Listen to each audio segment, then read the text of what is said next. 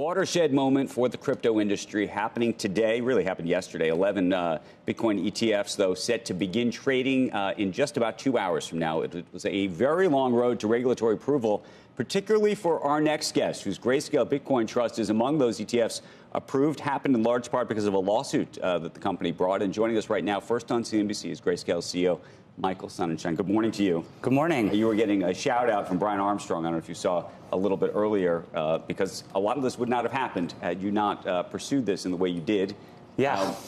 I wanted to ask you just broadly, did you guys celebrate last night? What's going on here? You know, the last couple of hours have just been a complete blur.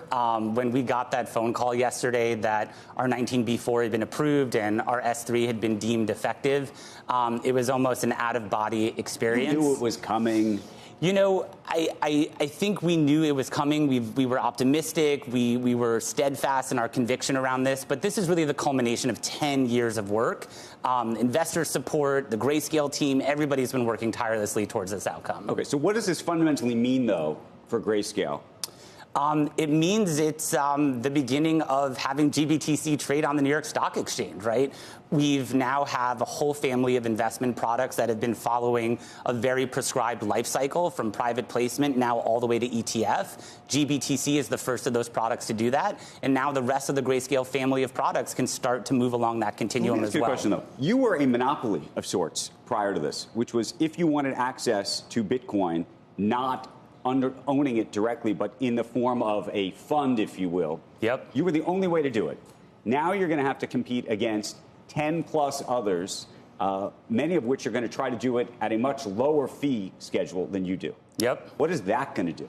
Well, we've been prepared for a world in which there are multiple spot products. GBTC has certainly been the product that has forged the path for all of these other issuers to come to market. Our court victory, our guts, our operations, our disclosures, our work with the SEC. Investors should have choice, but GBTC is coming to market in a very differentiated way. It is going to be, as of this morning, the second largest spot commodity ETF in the world. It has $28 billion of assets under management.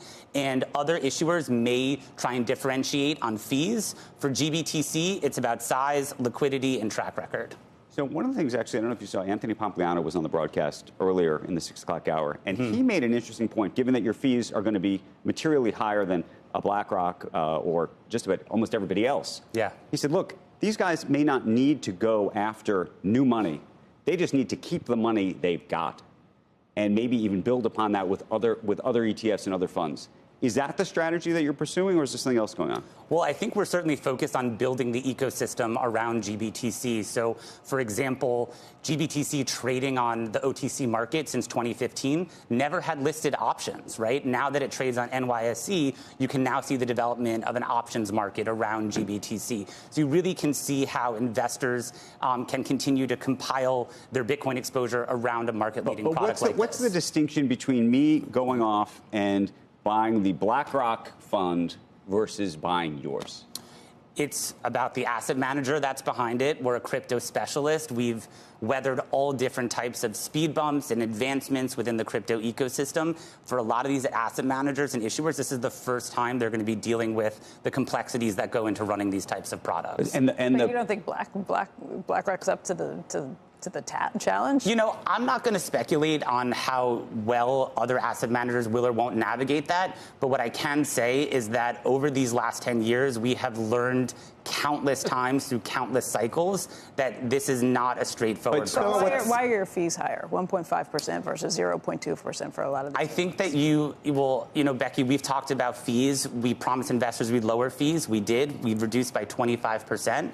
You have countless examples across the ETF space where you have category leaders that are not the lowest cost option. No, but Michael, when you look at the screen, we just put up the fees for everybody across the board. You are significantly multiples higher than everybody else out there. Why? Yes, because GBTC has differentiated characteristics. There are no assets in these other products. They're starting from zero.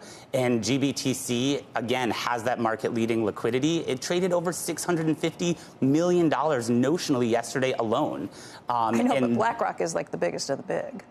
If you're just looking about liquidity and where you have things backed up, like what, I'm really curious. Make the case for me why I should pay 1.5% versus 0 to 0.2%. Well, we certainly did a lot of research around this. The market in the U.S. is just starting today. If you look at other geographies around the world, you have seen products that have fees that carry anywhere from 125 basis points to even 175 basis points, whether that's in Europe, Canada, elsewhere.